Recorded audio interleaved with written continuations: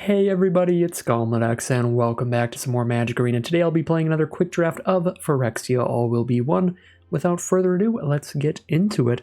We have some pretty sweet multicolored cards here. The problem with taking these pack 1 is they will lock you into a 2-color pair, only be playable if those colors are open for you. So Slaughter Singer and Venser, both pretty equally powerful cards for their respective archetypes, but I do not love just immediately jumping on those color pairs here.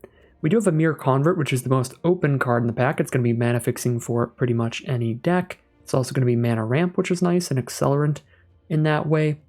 And then we have the commons, the best of which are easily the removal spells, Volt Charge and Hexcold Slash. Hexcold Slash being ridiculous against toxic decks and great anywhere else, and Volt Charge being pretty sweet because it can help you get the last few points of damage or proliferate some oil counters or something like that. So really big fan of these. Convert also an option. Crawling Chorus is also just the best little one-drop toxic creature for white decks. So it'd be great with like the Slaughter Singer here. But I am going to probably just take the red removal spell here. I know I'm going to irritate a lot of people with that because I draft a whole ton of red in this format, but I think it's very powerful. It's an incredibly powerful color, and we're just taking the removal spell here. Doesn't really feel like forcing, like we're just taking the best mono-colored card in the pack. Mirror Convert is good, but not quite as good as just great cheap removal in the format, so I think Hexcold Slash is just legitimately the strongest card in the pack. So I'm happy to take it here. It kills both of those incredible multicolored cards. Now here I will definitely not take a red spell. We have Evolving Adaptive at Uncommon.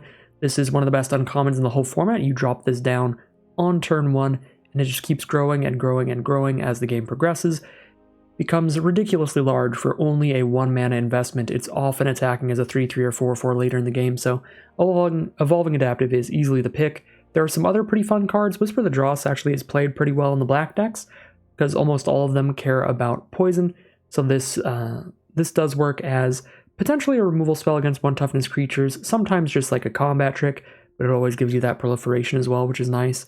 And then outside of Whisper the Dross, there's Duelist for a great 2-drop white creature. Furnace Strider for the top end of the red deck's curves, a nice big haste creature. Sawblade Scamp for a good red 1-drop if we want to get really aggressive.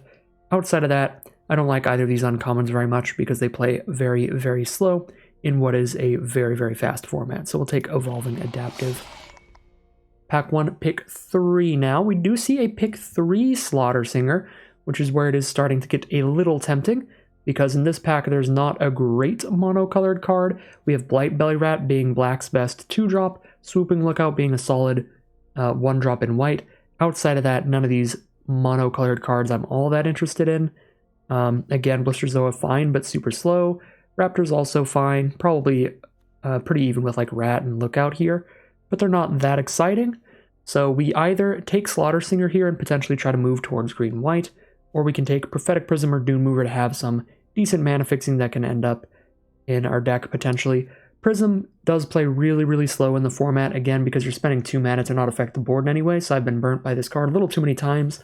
Most draft formats, Prism is a great pickup at any point in the draft, but I feel like this is a format where Dune Mover is just way better than the Prism, because it can help you hit the color of mana that you need, putting the correct basic land on top of your library, while still putting a creature on board, which is super weird because usually Prophetic Prism ends up being the better card than the Dune Mover, because a 2/1 body in most formats becomes really useless later in the game, and it just trades down into like a 1/1. It just never feels like a good large body, but just putting any body on board instead of absolutely nothing with the Prism tends to play better in this format. That being said, we're going to be on the Slaughter Singer here, potentially move towards green-white toxic, and we are happy to head in that direction when we get a very nice uncommon for the strategy.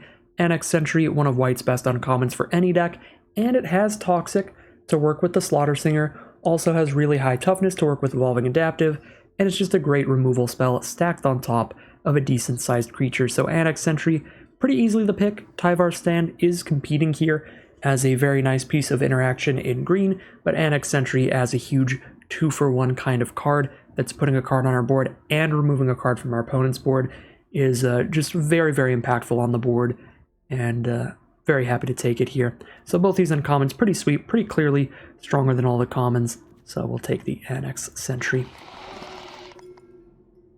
Pack 1, pick 5 is where things get a lot less exciting. Branchblight Stalker is okay in the Toxic decks. I find that the 1 toughness can be a pretty major downside on the card though.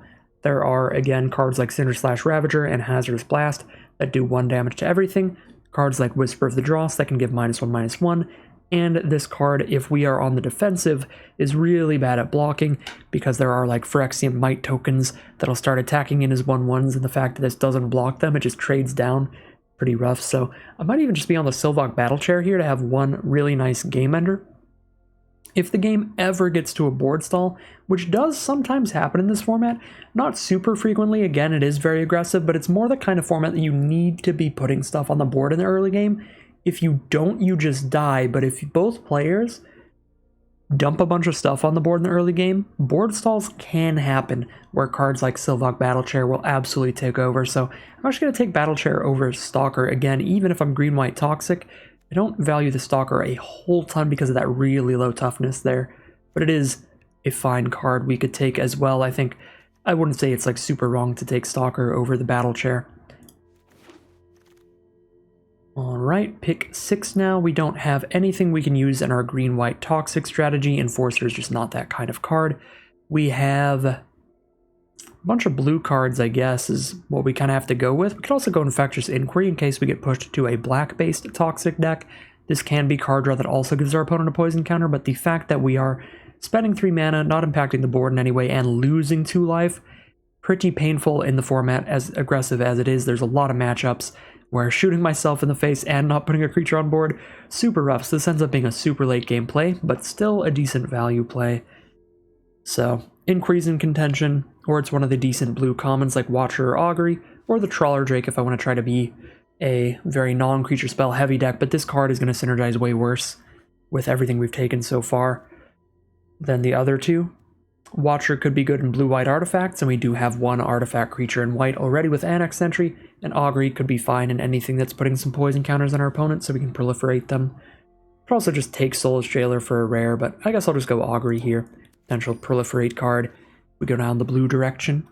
Ooh, really good pick 7 here. It's actually quite a difficult choice between green's best common in the set, Contagious Vorak, a 3-mana 3/3 that also pulls a land out of your top 4, puts it in your hand, so it's a nice 2-for-1 card that ensures you keep hitting land drops, or it proliferates if you don't hit a land in the top 4, or if you don't need a land. So very, very nice for any green deck. You can proliferate for the toxic decks, it hits lands to get your late game spells. Super nice card. Or Tyvar's Stand, which is just a really efficient interaction, counter removal spell for only 1 mana, win a combat for only a couple mana, and then sometimes just fireball your opponent, shoot them in the face for a ton for however much mana you have. So really like both of these cards, but I am going to go for the Contagious Vorak here. I think the 2-for-1 value of that card and just hitting as a 3-mana 3/3 on curve cannot be overstated. I think it is just excellent. For pack 1, pick 8 now, we don't see anything that we're likely to play at all. I'm pretty far down on these tap lands now to where I'm just not going to take them unless they're just the last card in the pack, pretty much. There's just a lot of times where playing a tap land in your curve is pretty rough. Like, they're super bad in the opening hand in this format with so many premium 1-mana creatures like Evolving Adaptive. You just end up wanting to play 1-mana cards on 1, 2-mana cards on 2, 3-mana cards on 3, and you can't do that if one of your lands comes into play tapped. So I feel like the upside hasn't been worth it most of the time. So we're just on Goldmourn's Helm for a filler white card, or maybe Ichor Synthesizer, speculating towards blue proliferate stuff still. Blue oil counter proliferate. But I'll just take the Helm here. Pack 1, pick 9. Decent filler combat trick here. Titanic Growth can win almost any combat your creature ends up in.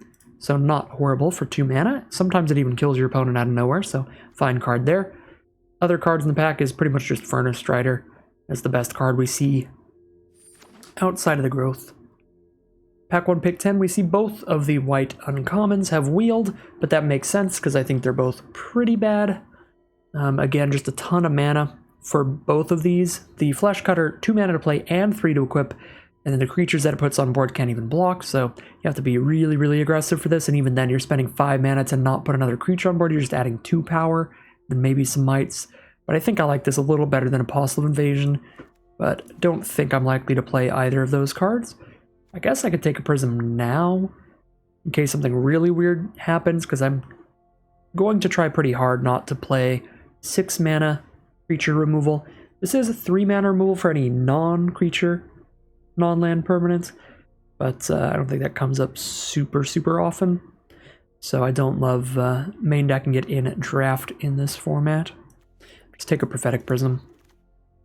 In case something super weird happens, we're very happy to take a Rustvine Cultivator here. Fine little mana ramp dork for any green deck. Better in green-red than green-white, but can still be okay here. Second, Titanic Growth versus Bardiche. I do like having one copy of Bardiche for the late game, very similar to Battle Chair, just super good at winning some board stalls. We could have 1 5-drop, 1 6-drop, that seems fine. I don't think I need a million Titanic Growths, especially because if I do end up in green-white Toxic, we would have some really good combat tricks in white to choose from in this format. Okay, pack 2, pick 1 is going to be a very easy ossification, premium, cheap removal, 2 mana, exile a creature planeswalker until somebody blows up your ossification. Super good, definitely the pick. Conduit of Worlds, again, one of the downsides of this format, a lot of the fun, slow cards like this are just not very good because they are too slow, especially in Quick Draft where everybody can have really streamlined decks. So we'll take Ossification here. Other cards that would be decent for the deck are Indoctrination Attendant, that's about it. Canopy could be okay to main deck 1. But yeah, we'll go Ossification here. Okay. For pack 2, pick 2, we do see a Branch Blight Stalker here, so we can go ahead and take that because we are low on 2 mana stuff. Pretty sure I am committed to green and white at this point, not because my Toxic synergy looks particularly good, but just because I have a lot of powerful cards in this color pair. We have Evolving Adaptive, we have Annex Sentry, Battle Chair, Ossification, and Growth. So again, our synergy is not looking great here. We don't have a lot of Toxic going on, but we look like a decent spot for just green-white good stuff. Just the best cards in each pack, not really being that toxic here. So yeah, we'll take the Stalker here. We saw another Attendant in our opening pack, so we can probably wheel at least one of these and take these later. Let's make sure we fill out the 2-drop slot with something. Another Sylvok Battle Chair. Can't really run 2 of those at 6 mana. We'll go ahead and take a Planar Disruption as another great removal spell. And there's one of those combat tricks we were talking about that's really great in a Toxic deck, the Complete Devotion for later. We'll take Planar Disruption for now. The poor man's Ossification. Pack 2, pick 4, we have Incisor Glider, which can be very good if we can corrupt our opponent. It's also a 2-drop, but we also have Lattice Blade Mantis, which is another card that plays very well in the format because it untaps itself when it heads into combat, so that can attack and block. A nice Vigilant card there to play offense and defense. Love the Mantis. We'll take that here over the Glider, but those are the 2 cards in major contention. Alright, pack 2, pick 5 is going to be an easy Mere Convert. This is a 2-drop Toxic creature for us that also accelerates us into our late game plays a little bit early with that mana ramp. And if we're having a bad time with our mana, it can fix mana as well. Not super important for the 2-color deck, but it still accelerates us into playing a 4-mana card on turn 3, like an early Lattice Blade Mantis or something. So still good even if you're 2-color and don't need mana fixing that badly. So do like a Mere Convert for this kind of deck. Tablet of Completion, another rare, much like a lot of the ones I've been passing. Just too slow. Easy 3-card statement we can make about a lot of the cards, why we're passing them. This is a pretty easy Branch Blight Stalker here. There are just better 3-drop creatures to take than the Spore Singer. That slot gets full pretty fast, which is why Spore Singer doesn't play super well, even though it technically does synergize fine in the deck. It's just better cards like Vorak and Sentry to find. So we'll take Stalker. Alright, pack 2, pick 7. Blightblade Rat's pretty sweet if we were heading for the black Toxic direction. Couple tap lands here, don't really want them.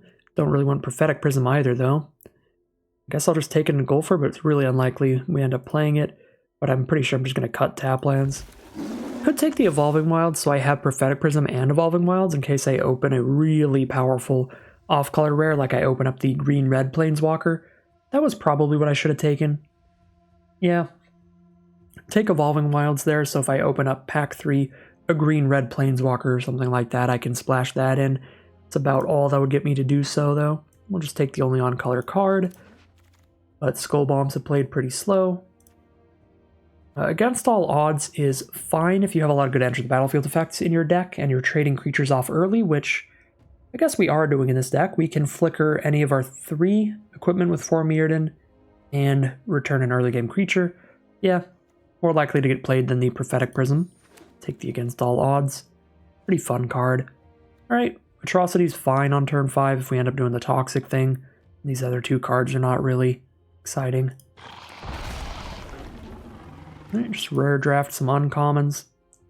For Vault Progress, I guess I'll take an Enforcer, fill out the 4-drop slot. We're not going to be happy with it, but might be where we're at. And pack 3.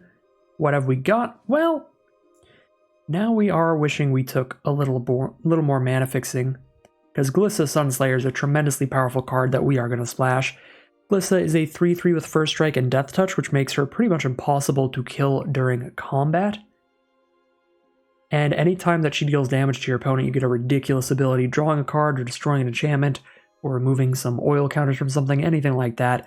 Glissa's atrociously powerful, and we're just going to take her here.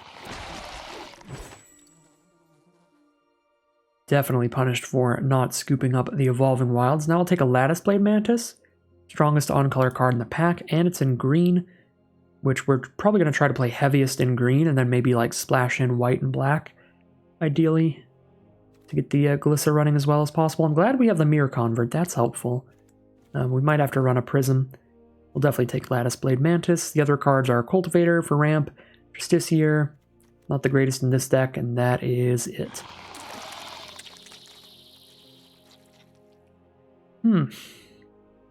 Pack 3, pick 3 Miglaws, the bots say. With 1 Prism and 1 Convert, don't think we can run Miglaws and Glissa and be green-white at the core. But if I could wheel all these Prisms, it is tempting. Mono green 5-color, wheel a Prism or a Terramorphic. If I 100% was just trying to win today, I would probably just take the Lattice Blade Mantis, but I've played the format enough at this point. Let's do some stupid things. Let's splash in 2 bombs. Let's be the slow Prophetic Prism pile of cards. Take a Prism over Glider or Mantis. Our deck could be so good here if I wasn't scooping up Prisms at this point. Basilica Shepherd's fine. That is about it. Charge of the Mites can be fine. Dune Mover is going to be very helpful. Play 1 of every basic here. This is going to be a wild deck. This is going to be awkward. There's a Terramorphic Expanse. Do we take that over Dune Mover number 2? Maybe? I'm actually not sure. Diversifies our mana fixing, where we have mana fixing on creatures with these 2. Mana fixing on some artifacts with this. Mana fixing in the mana base. I feel like I take Doom Mover over Terramorphic, which is weird. I think any other format I'd want to do that. Okay, another Cultivator. I'll actually take Terramorphic over Prism number 3. But I guess we're doing it. Green, white, Glissa, Miglaws, the deck. Could even splash in Blast. I don't think that's happening, but we're not playing another Enforcer. I'm going to play either of these. Filler, late game stuff. Well, double splash pile here. Double splash pile. Let's see what we've got. Sort these by creatures and non-creatures. We'll sort our equipment up there as well. We currently have 20 creatures and 4 equipment. That is 24 creatures. 17 is the general guideline, easy goal. Kind of want to just cut down on white mostly and just be mono green 4-color. Simplify things.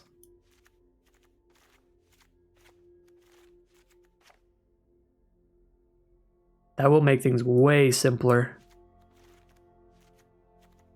Creature count's now sitting at 17 plus 1 equipment. 18. Probably still splash in the Slaughter Singer. We're gonna have more white than red and black. Like, I'm probably just doing 1 mountain, 1 swamp when I have Terramorphic and 2 Dune Movers. All right, so we go 1 swamp, 1 mountain, 8 forests, 5 plains. That is 17 lands. 16 lands. 7. 8, yeah, that's 16 lands. Drop a 6-drop instead of the Singer.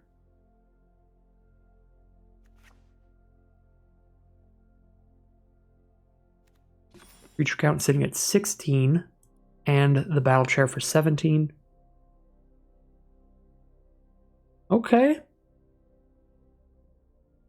Seems real. Got some combat tricks, some good removal, some prisms. Against all odds or charges might. It's probably against all odds. 3 or less? Yeah, this can pick up Miglaws or Glissa. So we're mono green 4-color against all odds, the deck. And we're going to be fighting against all odds to get the right colors of mana and bomb some players out. This actually looks legit, to be honest. We still have a curve and we have a ton of fixing. Terramorphic, 2 Dune Mover, Convert, 2 Prism. You have at it. Let's go. Bring it on, people. Bring it on. All right, here's a look at the deck we're going to be playing today. Pretty spicy one. Mono green 4-color, the deck. Decent curve of green creatures at the core of this deck. Some Cultivators for ramp, Adaptive, just one of the best 1-drops in the entire format. Some Branch Blight Stalkers for Toxic, Contagious Vorak, pulling lands out. Then the big Mantises, Atrocity, and Battle Chairs for big beef there. Then we have a ton of great mana fixing between 2 Dune Mover, 1 Mirror Convert, 2 Prophetic Prism, and 1 Terramorphic Expanse. And that mana fixing is for the middle of the curve, where we have Miglaw's Maze Crusher, Glissa Sunslayer for incredible bombs, and white stuff in here for great removal, Annex Sentry, Ossification, and Planar Disruption. We even have the Namesake card Against All Odds that can reanimate our Glissa or our Miglaws from our graveyard and put them right back onto the battlefield if our opponent happens to deal with one of these ridiculously powerful cards. So without further ado, let's head into the gameplay and see how it does. Well, here we are in game 1 with that turn 3 Glissa. Looks pretty good to me. Looks pretty good to me. We'll see how it plays out, though. Our opponent could definitely have cheap removal, especially in black. We're just going to have 4 colors on turn 4 casually in this format. Simple stuff, why not? Mana is no problem at all. We have the heart of the cards today. Beating within. Well, that's awkward. I had to Evolving Wilds the Swamp turn 1. If I draw my Slaughter Singer turn 2, it's okay, I can still play Dune Mover. I'm not putting a land on top, though. I'm just chilling.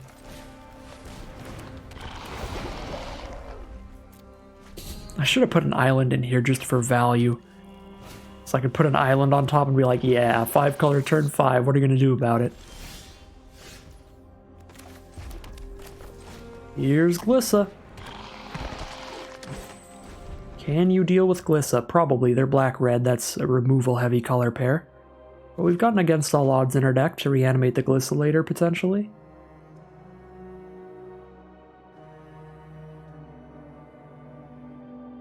If they attack in, the only combat trick they could have to kill Glissa would be the Indestructible one, but that is a common in black. 1 in a black gives a creature Indestructible and Death Touch till end of turn. So if they attack, we have to assume they have that in their hand.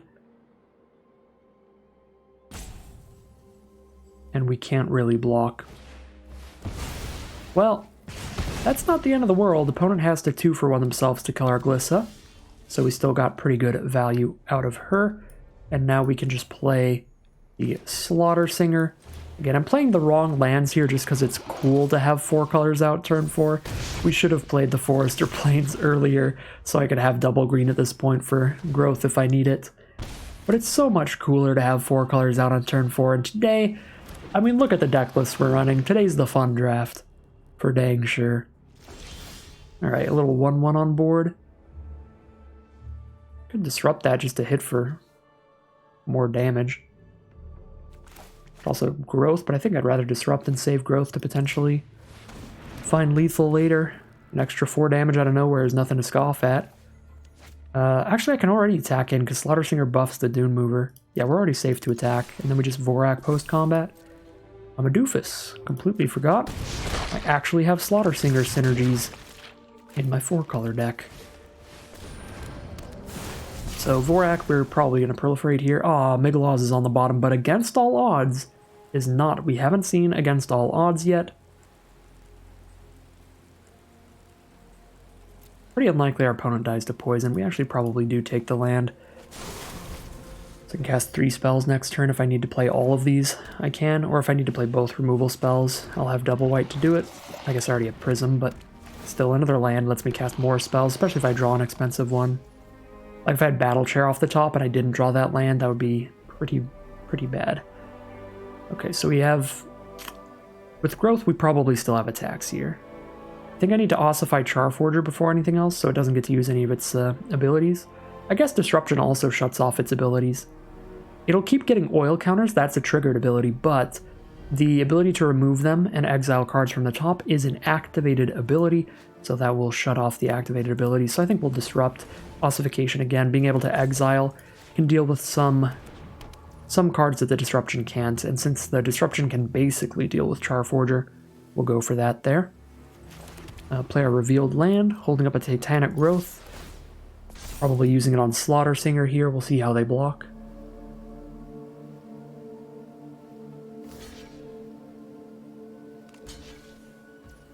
Two 1/1s on Dune Mover and Rat on Singer would be bad for us. Luckily they just put 1/1/1 there, so only creature that's maybe dying is Slaughter Singer. I could put them to 3 life by growthing Vorak, but I don't have Burn in this deck really, and they're down to 2 cards in hand, so we just keep all our creatures on board and then have 1 removal spell for one of their next creatures.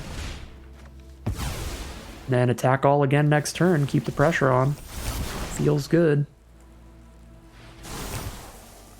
Go ahead and pass the turn here. Grimnark is actually solid here. But Ossification is probably still going to win us the game.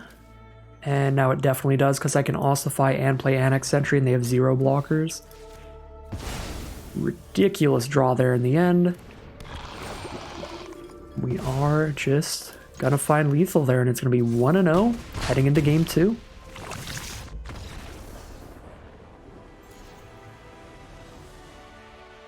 Here we are in game 2. Have the Prism to hit anything we draw. Prism lets us cast Migloz or Glissa or any of our white cards. We don't have any cards that require 2 non-green mana. So we're golden. Yeah. Opponent takes a mulligan. I believe we are on the play here. I could be wrong. Yeah, we're on the play. Drop Cultivator, pass the turn. Definitely going to get the oil counter on Cultivator to play an early Mantis. Just really get beating down here. Can't play early Mantis and early Atrocity, which is a little sad. Dune Mover, we'll definitely play that over the Prism. Seems valuable enough to hit our 4th land, because we'll need it for Atrocity eventually anyway. But I don't really want to draw more than 1 more land.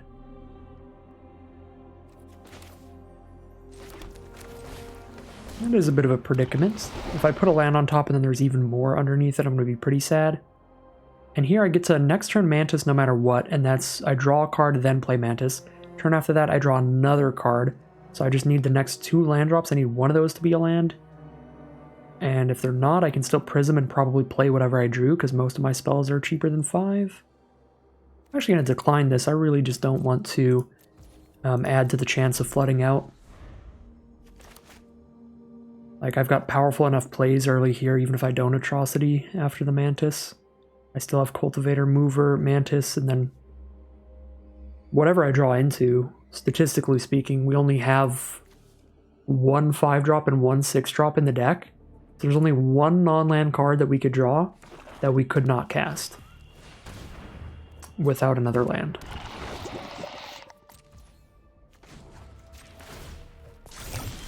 Okay, we do hit the land.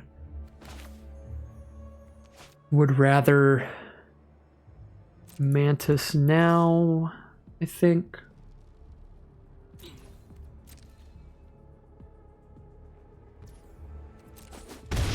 Then be able to Atrocity early.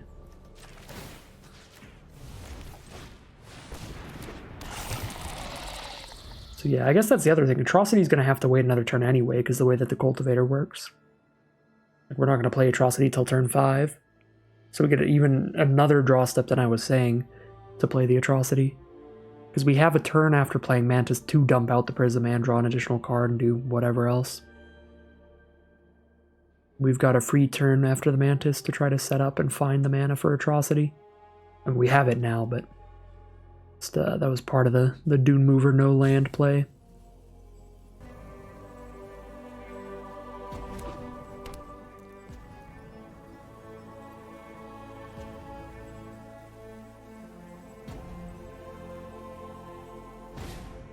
Tainted Observer is the play. 2/3 flyer, toxic 1. When they play creatures, they can spend 2 mana to Proliferate. Adaptive is a solid draw here. Gives us something to do while we wait till Cultivator has oil.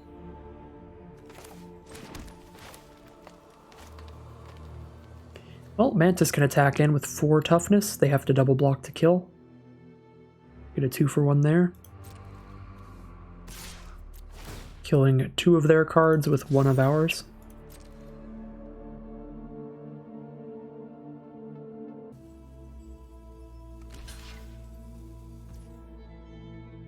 Chump with the Convert, or do they have a 1-mana trick?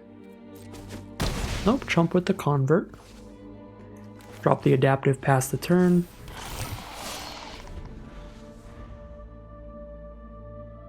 So if you're wondering how they played Observer, their rare land is 1 mana of any color the turn it comes into play.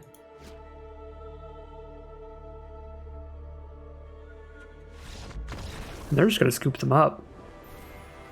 Did they pay the... I was going to say, I don't think they paid the life for Observer. I think they did it off the land. I don't know why they're at 18. Oh, because I hit them earlier, duh. Alright, well, opponent's mana is not working out, I guess. Just a bunch of 4 mana and more cards in hand against a very wide board state, so they're going to scoop them up there, and we're going to move into game number 3, undefeated. Here we are on the play for game 3. We have Adaptive into Stalker with an Ossification to remove something. Just looking like a lean 2-color aggro deck right now. Just green-white aggro. That's not what our deck is. But that's okay. We're going to have to ossify the Lookout if Stalker's going to do anything. This is one of my issues I have with Stalker. That 1 toughness just trades into anything. And with people playing 1-drops like Swooping Lookout, your 2-mana card often trades down into 1-mana nonsense.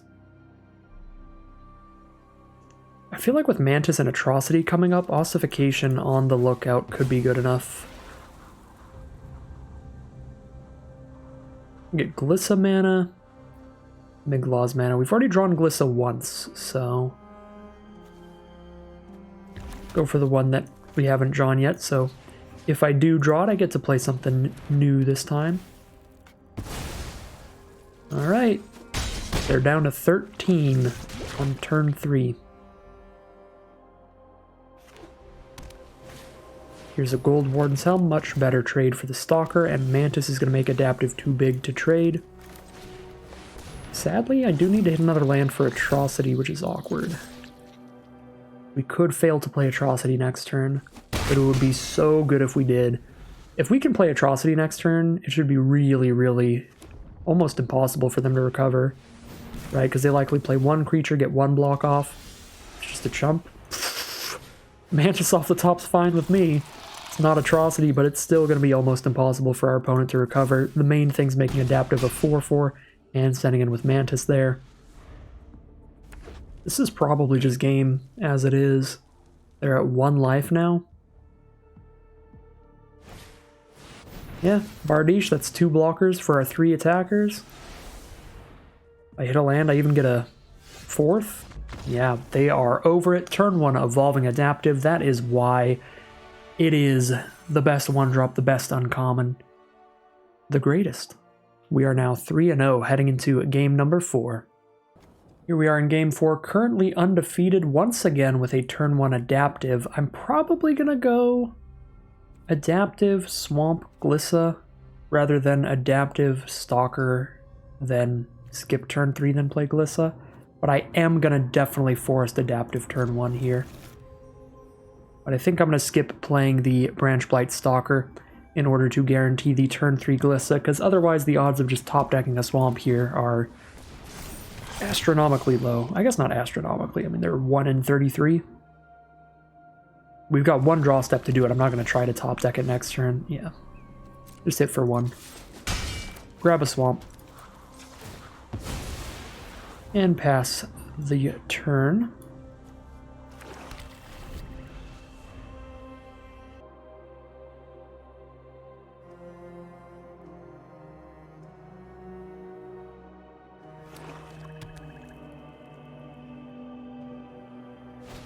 Our opponent is on black-white. They drop a Crawling Chorus and a Prosthetic Injector. But that's just a 1/1 blocker, so we can play Glissa. And the adaptive is too big for the Chorus to block it well. They do get to move the Injector around later. It does give +2 toughness. But next turn we're playing another creature and making adaptive a 3/3. And nothing's good enough to block a First Strike Death Toucher. So Chorus will still not be big enough for blocks next turn, thanks to adaptive being able to evolve again.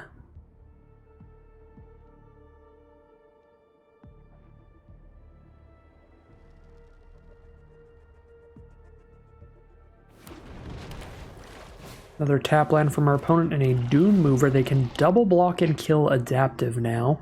I think I still do declare the attack with everybody and let them try to get that trade in, because it means the rest of my board is going to be free to send in the future. They're only going to get a 1/1 that can't block on their board. I could even go wide. Do I want to go large or go wide? Either way, adaptive turns into a 3/3. I guess I go wide here, and then if they don't want to do the double block trade, I don't see why they wouldn't, but if they don't, then we get to evolve the adaptive again next turn. Not going to get a land from Dune Mover. I don't want to flood out here already on 5 mana. If I top deck Miglaws, it's okay. If I can't play it, it's the only card in my deck I could top deck that I can't play. And I have a lot of prisms and stuff in the deck, as you can see. And if I hit that before Miglaws, then we're going to feel really stupid putting a mountain on top. And we have like twice as many prisms as Miglaws.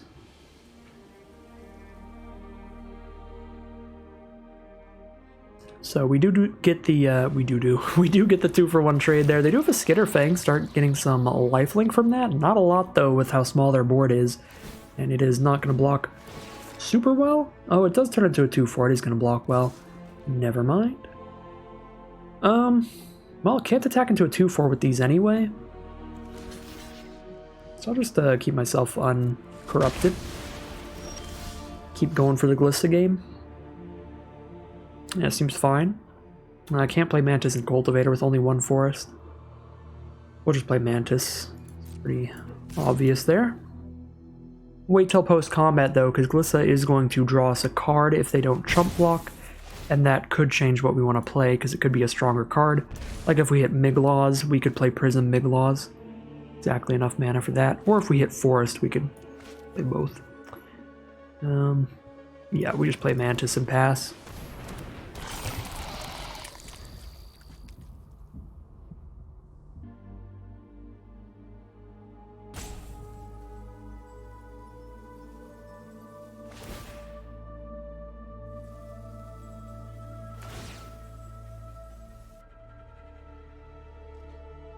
Skitterfang is going for Vigilance. We will take that damage very freely.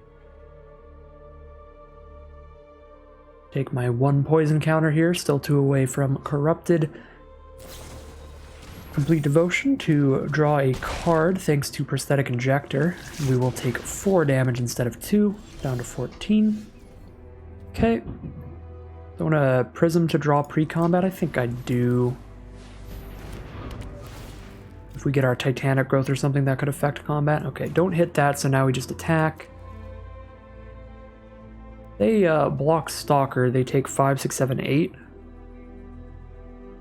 Still do lose Stalker without killing anything, though. I go for this. Still. They must have another combat trick here if they were willing to use 1 Complete Devotion. Just on attacks. But it looks like no. It's like no combat trick here. Would have expected Complete Devotion to kill Mantis, but I guess it always is riskier to play combat tricks on the defensive than on the offensive, because your opponent is always going to have all their mana up during their combat step. So if they have any instance in their hand, they can really get you when you try to play the combat trick, so could have just been that.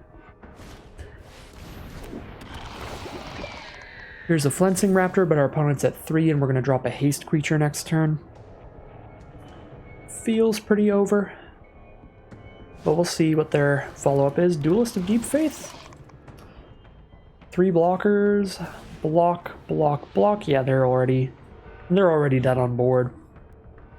Though we'll play the Atrocity as well, just in case. I guess if they go to 6, they're technically not, right? Block, block, take 3, 4, 5. Oh no, that's still dead on board. It's actually 6, because I didn't count the second power from Convert, but just make it uber dead on board for simplicity's sake.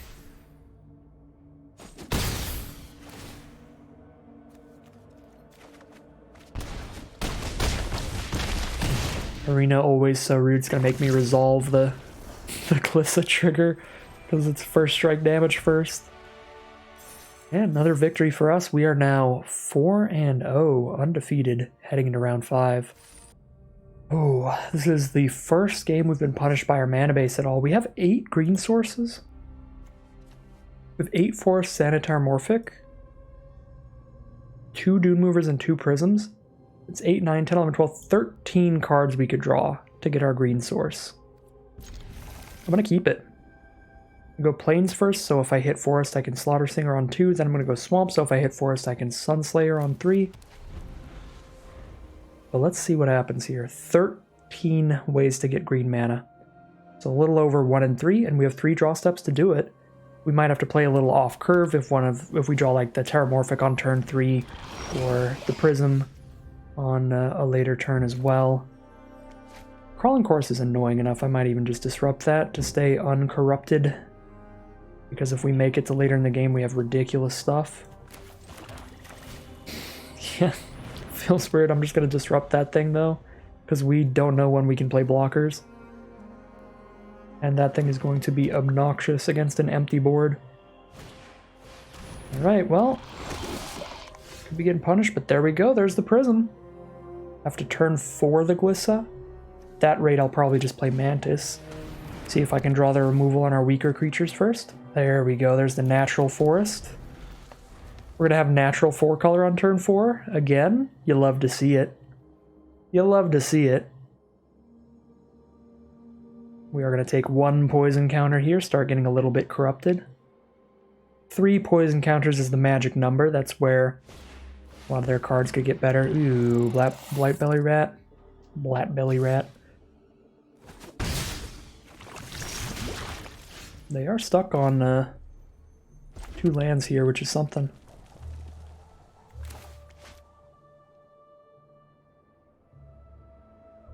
I think I am still on Mantis over Sunslayer. Draw removal from them. White and black both have very efficient removal spells. They have Anoint with Affliction, that's a 2-mana removal spell. That couldn't hit Mantis, so Mantis can't draw that from their hand. But Ossification is 2 mana, Mantis could get hit by that. Drown and Ichor is 2 mana, Mantis could get hit by that. So try to get Mantis to draw the removal. Whoa, that is aggressive. Alright, well, we'll kill the first striker, I guess, while they're tapped out. Maybe this is a post-combat Swamp Whisper the Dross or something, but they would have just played Swamp pre-combat because they could kill this without losing a creature in that case. We are guaranteed to be corrupted by next turn now, by the way. Alright, well, I'm gonna assume if they had a 2-mana removal spell, they would have used it on Mantis and just attacked both. So I think we can play Glissa here.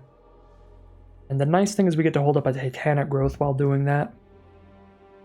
I could also play Glissa and another creature. What does that even play around, though? It plays around Drown and Ichor for -4/-4, but all of their other removal would kill Glissa anyway. Even if I Titanic Growth, like Anoint with Affliction, that exiles Glissa would still exile it, Ossification would still exile it. I think Titanic Growth is narrow enough that I should probably just play another creature here. Play the Stalker first and then the Singer, because they'll expect it to be attacking as a 3/1, and then I'll make it a 4/2. Alright, land 3. This will be really sad if it's like Annex Sentry. Of course. I was going to say where they didn't have the mana, but they just top-decked into it there. Fair enough, though. They probably had a 2-lander at the start. Alright, well, we're corrupted. They obviously want to corrupt us. Badly enough to chump attack the Blightbelly Rat. But I can't stop them from corrupting us. If I let it hit me, we're at 3 poison. So either way that happens. We're definitely on Slaughter Singer first, so that the Stalker can actually attack into the Duelist without having to get Titanic Growth.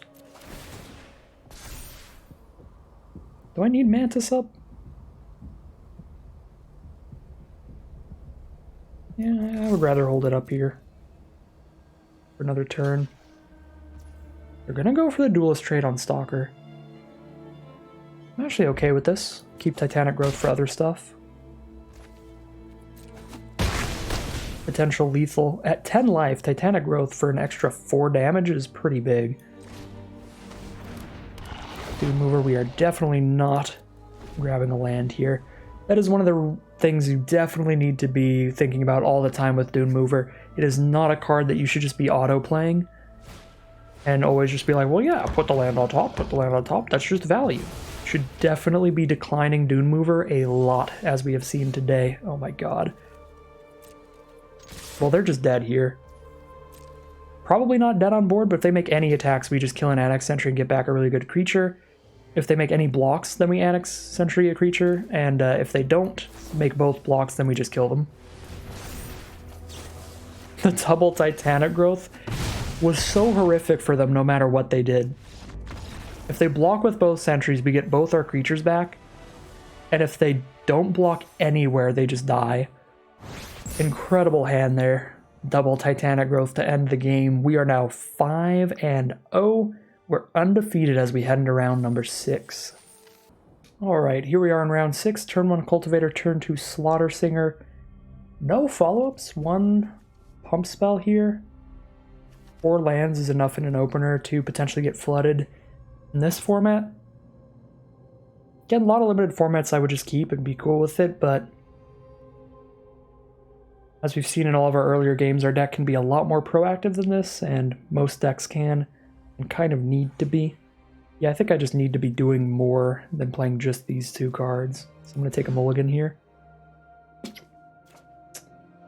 No black source. Every other color, and an against all odds if Glissa ever dies if we hit the black source. We are playing Stalker on 2 guaranteed. We definitely get rid of a forest here. We have Terramorphic and Swamp. Convert, 2 Prism, 2 Dune Mover. 1, 2, 3, 4, 5, 7. Not a ton of ways to find the black source, but I don't think I'm mulling down to 5. I'm going to go for it here.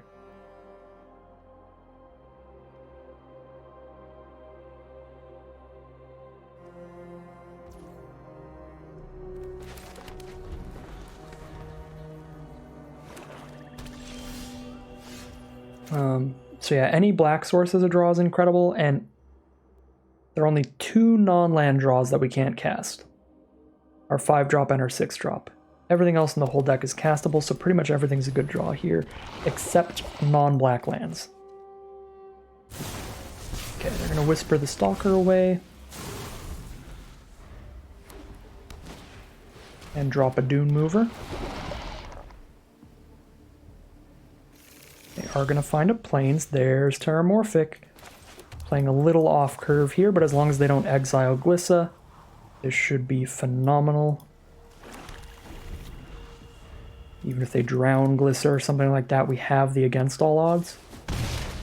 So it's almost like we have 2 Glissa in hand.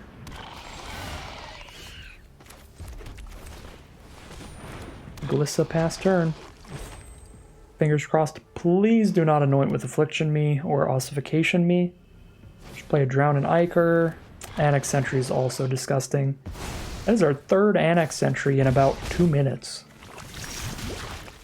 Oh, Disruption's horrible here. Ossification would have been perfect. Disruption is just the wrong card. I guess we put it on the Scourge, stop their lifelink. Could also put it on Dune Mover, but Annex Sentry can corrupt us too. Yeah, we put it on Scourge.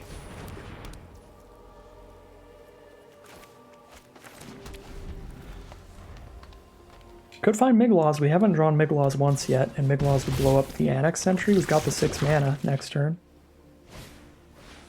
Could you imagine how bad of a day our opponent would be having if that's what we drew? Okay, Dune Mover. I think we've just been got here. They had exile removal. And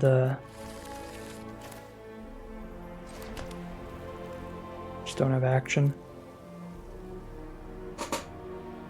I think I'm a bad enough spot here to return the 3/1. That's in our grave, right? Yes, it is.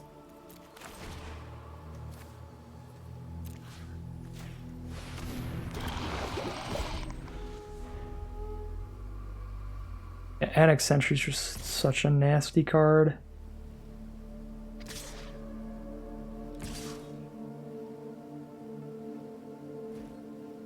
We're kind of just all in on Miglaws off the top at this point. It's like our only out. We're at 6 poison here.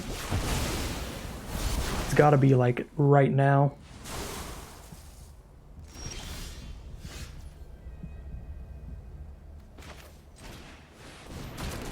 Thank you, Magic Arena. Very cool.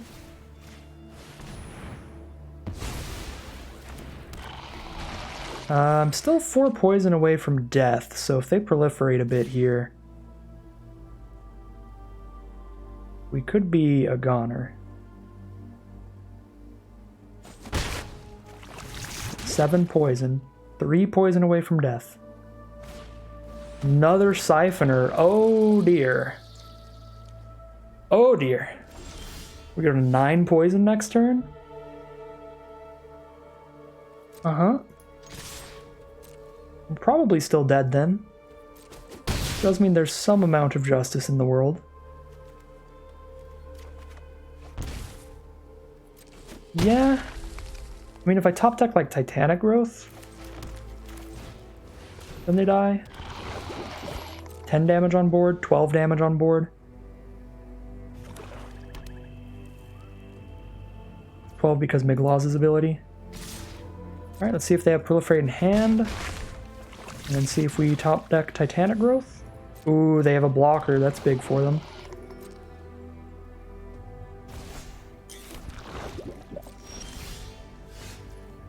Kill their blocker. But that's not going to do it here. Well, Glissa's first strike. So if Glissa first strikes into Titanic Growth,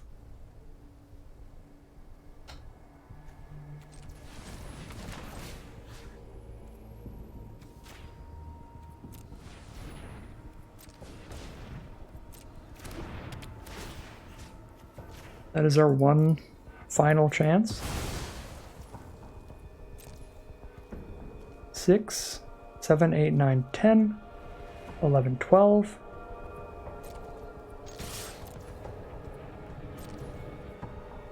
First strike damage, draw a card. Oh my god, there is no justice in the world. We're so evil. We're so evil.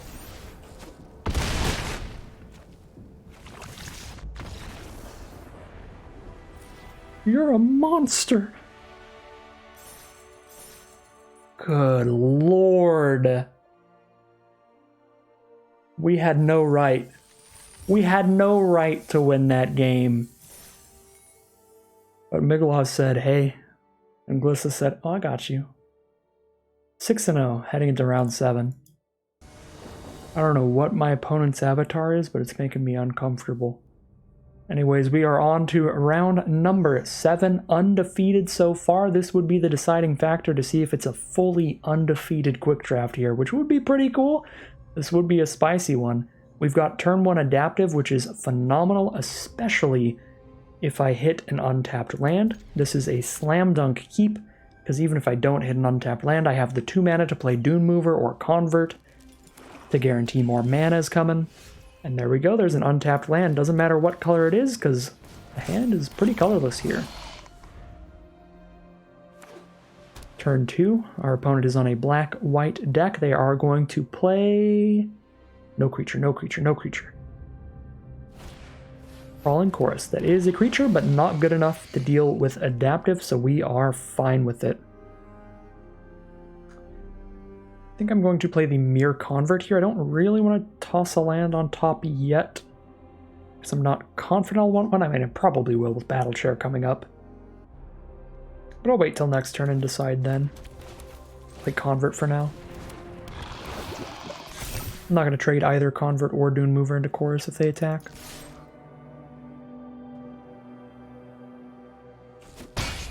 We definitely play a 2-power creature so that the Stalker can trigger adaptive again, up to 3. And that was not a turn we wanted to play Stalker first and then play one of these two, because then we have missed adaptive value. Anoint with Affliction the adaptive, fair enough. That is definitely something you want to kill pretty early. It's going to be a second Crawling Chorus here. They have 1 mana up and they're still thinking. Maybe a Sinew Dancer, a card that can like tap stuff down.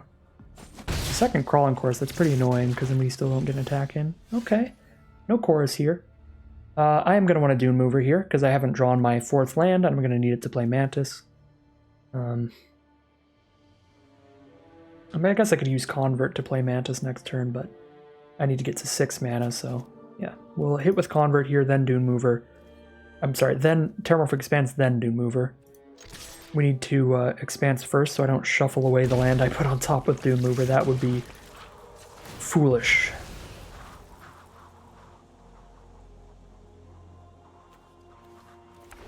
We have a Prism that we can play out before the Battle Chair. And the Convert can hit the second green. So I'm just going to hit all 4 colors naturally and put the Swamp on top. It's fancy. I like showing off. Full rainbow. Let's go. Guess there's no blue.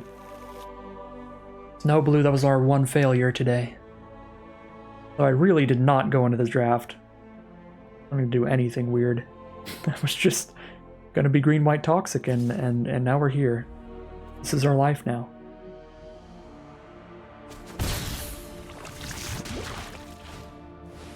Ooh, Skitterling can get very good. We're on Mantis now, and if I hit a land, then we're on Battle Chair next turn to go crazy.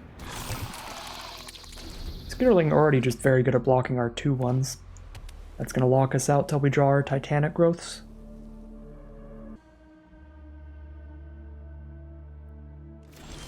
They're just going to pass the turn with all that mana up.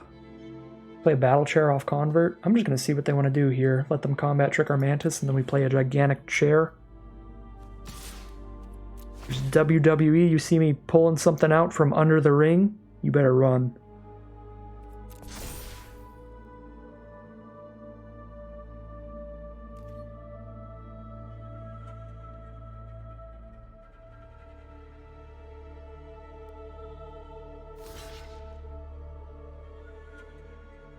Oh, it's the Death Touch Indestructible trick? Yeah, nice one. There goes the Mantis. Here comes the folding chair from under the ring.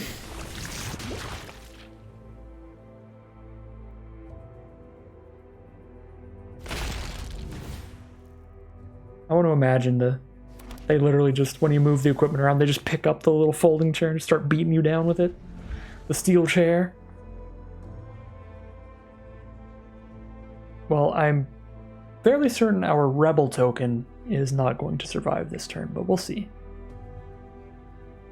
Should be harder for them to deal with the battle chair itself. Okay, no removal here, just a rib skiff to advance their board state a little bit. Vehicle to crew. Oh, hello. Hey there, friend. You know who's really nice with the battle chair? A first strike death toucher. Put the chair onto Glissa. She's got first strike, death touch, trample. I first strike away everything they block with for 1 damage apiece and trample the rest of the damage over. Actually absurd. I'm gonna play Glissa and Prism here. Stalker doesn't hit into the chorus well. Ooh, Titanic Growth with a battle chair on board. Is it my birthday?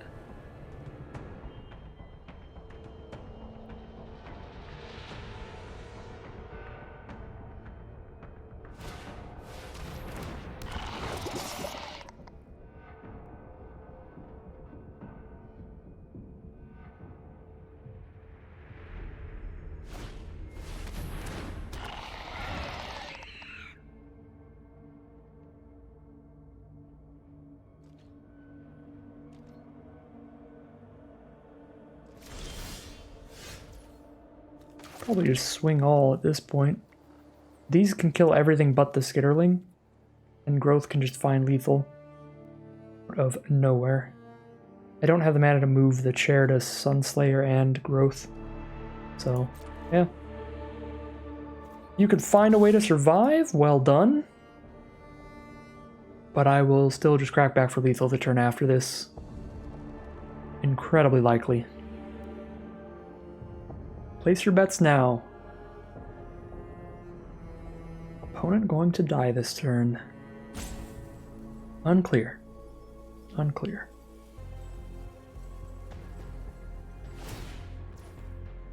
Alright, crewing the Rib Skiff. Now they only have 3 blockers total, but one of them is beefy.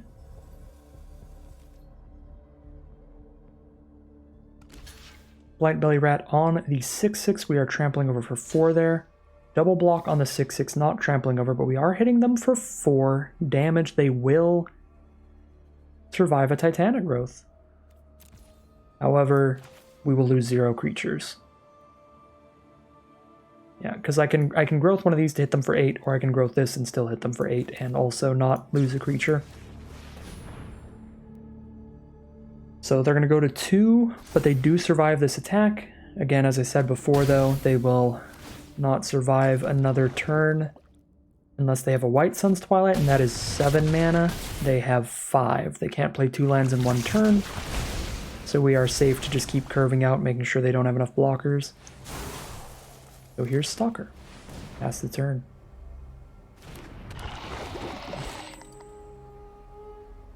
I guess we're corrupted. Scourge can gain 2 life now.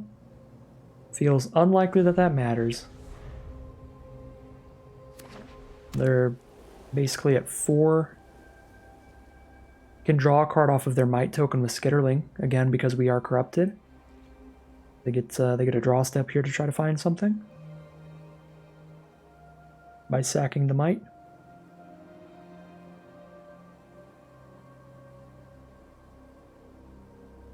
Yeah, I mean, their one chance here is, like, if they sack the Might, draw another card, if they can survive 1 more attack, they would have the mana to play a White Sun's Twilight. I guess Eternal Wanderer would get us. Yeah, that's true. I forgot about Eternal Wanderer. I was only thinking about White Sun's Twilight. Eternal Wanderer would have won them the game there, but they do not have bombs like we do, because they are not absolute horrific monster villains like we are today. Well, there you go. Nice, quick, clean 7-0 from the mono green 4-color deck. Another look at this beauty. Very rarely do I recommend playing Prophetic Prism in this format. Very rarely do I recommend playing Terramorphic Expanse in this format. Very rarely do I recommend splashing in 2 other colors. However, when you open up a Glissa and a Miglaws when you're already committed to green-white. They might be powerful enough to splash in. They just might be. If the draft pod is open to passing you a bunch of Terramorphics and Prisms. That was the thing. When I started taking them, I was like, oh, I am getting punished for not taking the Terramorphic earlier, but those cards just tend to go really, really late, even in player draft pods. So I think, even though this was a quick draft, the way that we drafted here ended up being pretty accurate to what would happen in a player draft outside of the fact that Miglaws got passed to us. That would probably not happen. Because even when players aren't playing green-red, players tend to hate draft sometimes. Even though you're never paired against the people that you drafted with the vast majority of the time, people still tend to be like, oh, that's a Miglaws. I'm not going to let somebody get a Miglaws. Come on. So, I don't know. Sometimes it happens, but would be a lot rarer in a player draft. Yeah, super sweet deck. Not much to say here about under and over performers. Everything did its job. We never got to reanimate one of our bombs with Against All Odds. I only got to reanimate a mediocre creature, but that was enough to keep us in that game. That game came down to one final turn when we were at 9 poison, so if we did not Against All Odds and trade off our Stalker earlier, we would have just died before we had done the Glissa thing. That's not because Against All Odds is a good card. If it was literally any creature, it would have accomplished the same thing. If it was just a Stalker in hand, it would have still saved us that game. But technically, if we didn't cast this card that game, we would have lost. So, I guess that's kind of a W. Did play a little poorly, though. Everything else, though, I think played super well. Even Slaughter Singer, just because all of our 2-drop mana-fixing dorks are toxic creatures, was getting value in there. Helped buff up a Dune Mover quite a bit. Cultivator obviously let us play some early Mantises a couple times. That was exceptional.